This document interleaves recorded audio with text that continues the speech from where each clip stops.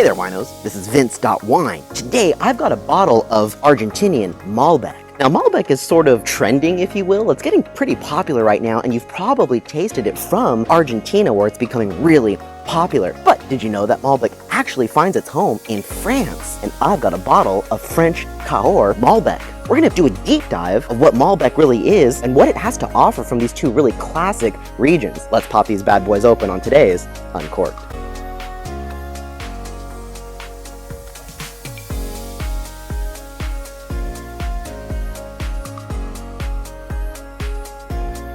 Thanks for joining me. And before we get started today, if you want to be a winoceros, hit subscribe on this channel to become a wino today. I put out new videos every single Saturday, so be sure to hit that bell icon to stay notified for more great wine content. So before we pop these corks open, we should ask the question, what even is Malbec? Okay, now Malbec is actually the varietal name of this very black grape that produces these dark and intense, full-bodied wines. And much like Pinot Noir, Malbec is very sensitive. It actually can be very finicky without being in the perfect growing conditions. Now for that reason, it takes on amazing terroir characteristics. So more than most varietals, Malbec is fantastic for exhibiting the sort of sense of place from where it grows. Malbec is a wine originally in the Bordeaux region of France. Now, it's still pretty popular there even today as a blending varietal, but because of this grape's sensitivity, it doesn't always do quite well on its own and ended up moving more towards the southwestern region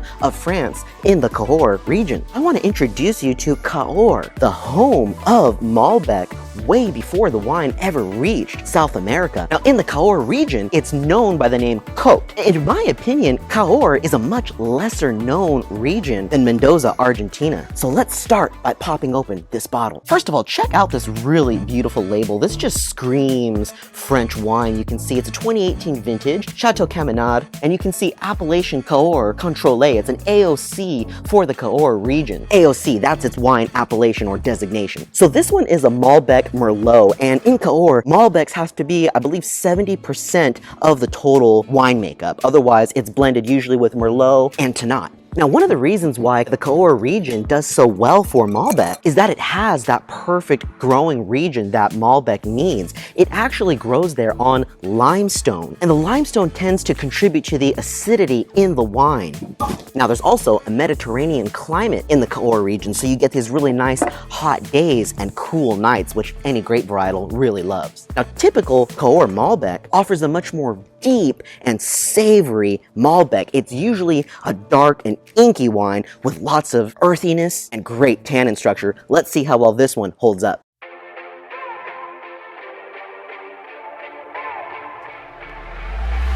So check out this really beautiful wine here. It is sort of a medium concentration. It's not completely opaque. I can see my hand through it. And this is a 2018 vintage, so it's slightly younger. You can tell some of its youth by how far up that color comes to the rim, and you've got a really beautiful sort of violet color around the rim here. As I turn my glass, not a whole lot of staining, but there's some good legs there, and I'm gonna say that that's probably gonna come from such a nice viscous mouthfeel, really full viscosity there, and I'm looking forward to taking the nose.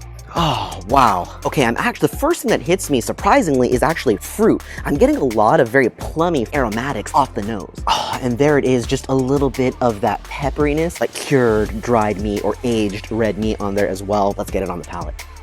Whoa, okay, I did not expect how much tannin I was really gonna get out of that. When they say that Malbec from Cahors has these really big, inky wines, they're not joking around. I am just getting my gums ripped apart right now. It is pulling my teeth out of my mouth. Super grippy, and for that reason, this is gonna be an excellent wine for anything really rich that you're eating. Certainly think marbled red meats. That's gonna make you pretty happy here. It's gonna cut right through all that fatty richness and protein in the food you're eating and sort of make it melt in your mouth. I will note the finish is not incredibly long, so this wine was in the $15 price range, and it is fairly youthful, so depending on the producer, I mean, they can get really pricey. So in this range, I expected sort of a mid-tier kind of wine, and it sort of feels like a mid-tier kind of wine. I would love to have seen the finish go a bit longer. Okay, let's talk about flavor. So it's not giving me like a humongous range of flavors, but the structure of this wine is just so powerful, it kind of makes up for that. This wine, I think in particular, wants food with it, and it would be pretty successful in that way. Okay, now top tier Cahors will also give you notes of milk chocolate, florals, plumminess, and spices and grilled meats with a beautiful big inky purple texture on there as well. So this is kind of medium to low. The Cahors is definitely worth experimenting with if you haven't tried it. I highly recommend. Okay, I actually had to come back to the Cahors wine. It's been about 15 minutes since I wrapped up my filming, but it really did need some time to breathe, and that is the problem that I had here. That's why all I got was tannin when I first opened this wine, and in fact, it is offering me so much more flavor and a much longer finish. So if you do pick up a bottle of Cahors, make sure that you give it at least 30 minutes or to an hour to aerate and be exposed to oxygen to open up those gorgeous aromatics. Now I'm getting that really nice milk chocolate and just luscious, velvety, sort of unsweetened dusted cocoa with some sort of dried violets and lavenders on there too. It is a really lovely wine, and it just didn't do it justice popping the cork and drinking it right away. And with that, let's go to Mendoza. Now, while Malbec originates from France, it has really found its home in Argentina. Now, it was actually French agriculturalists that brought this varietal to South America in the first place. It actually started in Chile, believe it or not, and then moved over to Argentina. Now, once again, Malbec is a very finicky varietal, so it really had to find a perfect home if it was going to find any home at all. And the elevation found in Mendoza, we're talking 2,700 feet elevation, really allows a climate for Malbec to ripen more slowly and start to produce full flavored wines. Typical Argentinian Malbec is going to give you a range of more plummy and more floral wines with some spiciness. They can range anywhere from medium light to full-bodied wines as well, just because there's such a vast climate difference in Argentina as well. But it is all about that sunshine and elevation. I would say there's probably a little less earth complexity and a little less tannin structure on these wines, but for that reason, they can have a wider variety of flavor ranges as well. Let's see how this bad boy holds up. So this is also a $15 price range wine, and I can tell right away by pouring it out there, it looks a little bit lighter bodied. And this is from Pizzella family in Argentina. It's not a DOC, it doesn't actually have a classification on it. In Argentina, instead of an AOC or an AVA, they use IGs, which are sort of your mid-tier, or DOCs, which are your really high-tier wines. Okay, now this is also a 2018 vintage, but take a look at that coloration. It's just a touch lighter with not so much violet along the edge of the rim here, and then deeper concentration once you get toward the center of the bowl. I'll turn my glass here, and I'm actually getting the faintest hint of staining, so the body may be just a little richer, surprisingly, but I really like this ruby red color here. Let's go ahead and get the nose. We shall volatilize the esters, or open up those aromatics. Whew, okay, right away this is screaming from the glass, but you know what? Even from that very first inhale, I got some oakiness on it, so I do think this is probably going to see a fair amount of oak, and I'm getting a little bit of violet in there as well, so florals are showing up pretty quickly. Ooh, and this one is more like a spicy rub over grilled meats too. Right away, I'm even thinking of those sort of spiced red meats that are really famous in South America. I'm like salivating just smelling this. Let's get it on the palate. I feel like this is not fair to Cahors, but this is so good. This is delicious.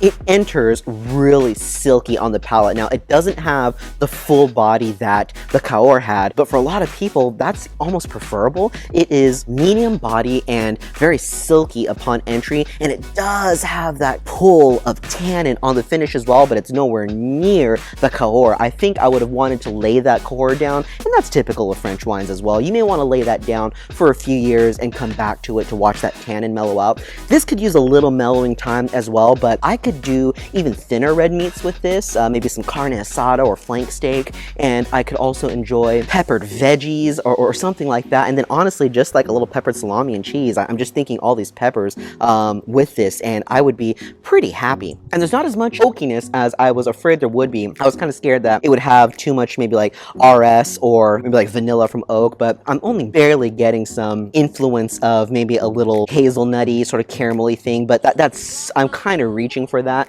For the most part, it's about the florals and spices here, and a little grilled sensation on there as well. Well, there you have it, winos. That was a pretty cool experience to go from France to Argentina and see what are the differences with the same varietal of Malbec. I really don't feel like I gave justice to Cahors. I think I will try another one soon, because I have tried one recently that showed me, again, that sort of milk chocolate, luscious tannin, and spicy and earthiness on there too, and it was just quite lovely. Argentinian Malbec, I can see why it's becoming so darn popular. Mendoza really understood how much this varietal was going to love their terroir. If you enjoyed what you saw here today, please leave me a like. That helps so much. Don't forget to share this video with your wine friends. And until next time, winos, drink safe and drink well. Cheers.